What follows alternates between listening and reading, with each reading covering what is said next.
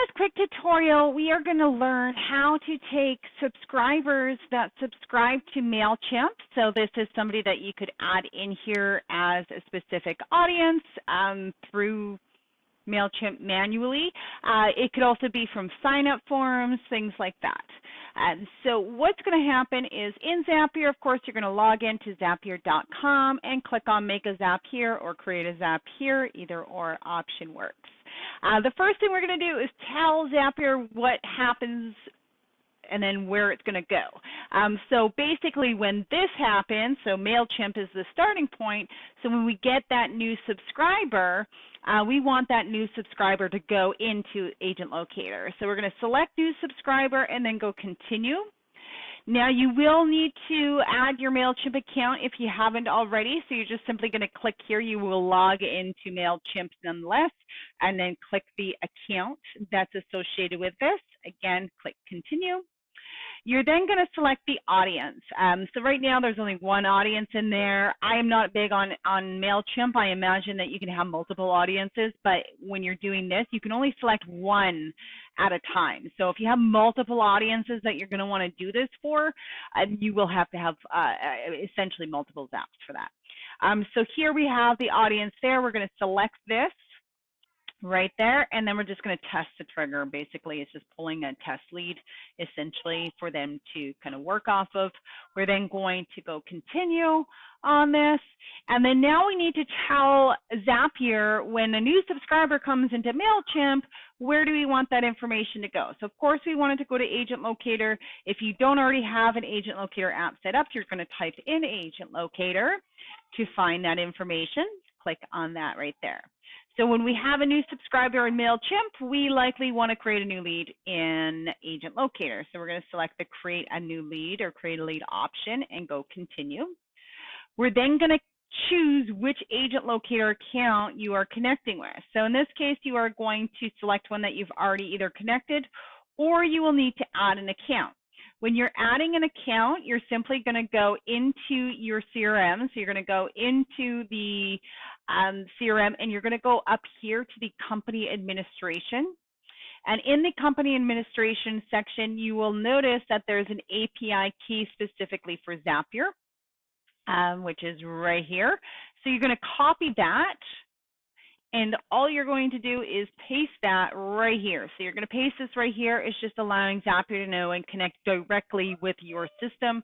You're just going to go yes, continue. It will appear for you to then select right here. And then, of course, continue again. Now this is where you're going to map the information. So with Mailchimp, it is primarily email, essentially subscribers. So they really only require that you have the first name and email. But obviously with the AgentLocator CRM system, you can do more with the data and what have you. So we're going to want to fill out as much as we can. So with the first name in here, it will go F name. It doesn't say first name, it's F name. Same with the last name. Right there. You then have your email address. That one's pretty straightforward. And then the phone number. So there is the option for the merges phone right there. The source, essentially, if there is a source, it's coming in through Mailchimp, that source there. So let's just say, I know it's in here. It's just, there we go, source.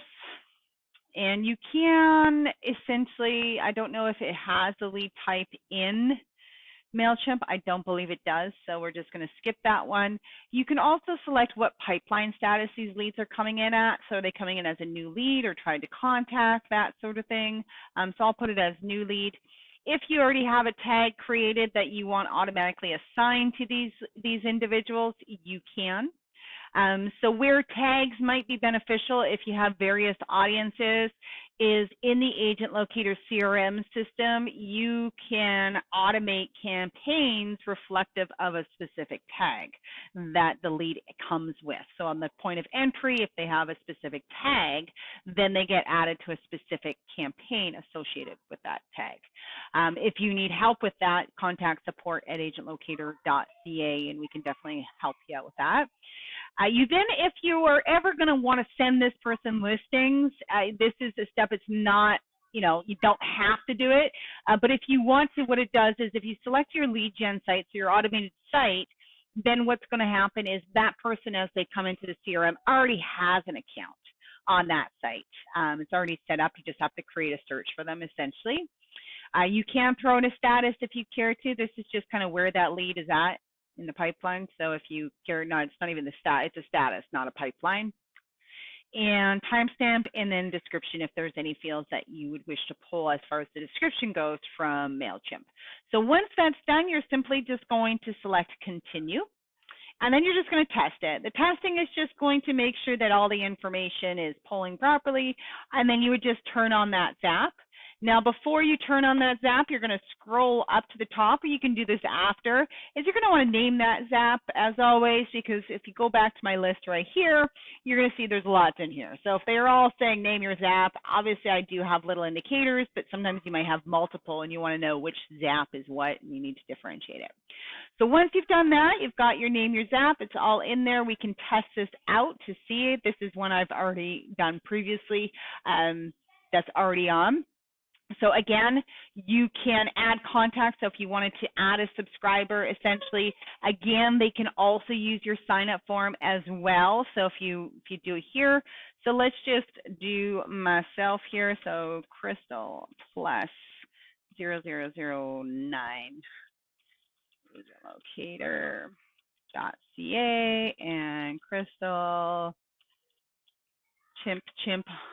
I just try to make it so it's differentiated. If you have the address, you can definitely pull that in if you care to. And I'll put the phone number as just some random phone number, just because of automation. I don't like to do that. If we selected tags, we can definitely add a tag for that person. We can automatically subscribe them, and then kind of go from there. So now that we have created this lead, in here, the Zapier is a fairly instant zap when it comes to like new leads for Mailchimp. So whether it's coming from AgentLocator into Mailchimp or vice versa.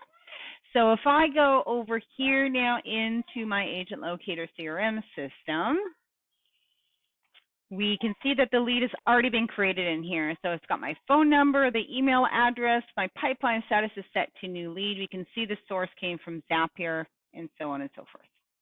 And so that is essentially how you're going to feed leads from Mailchimp, or subscribers, I should say, to Mailchimp into AgentLocator. Should you require any assistance with respect to your Zapier in setting these things up, please contact support@agentlocator.ca.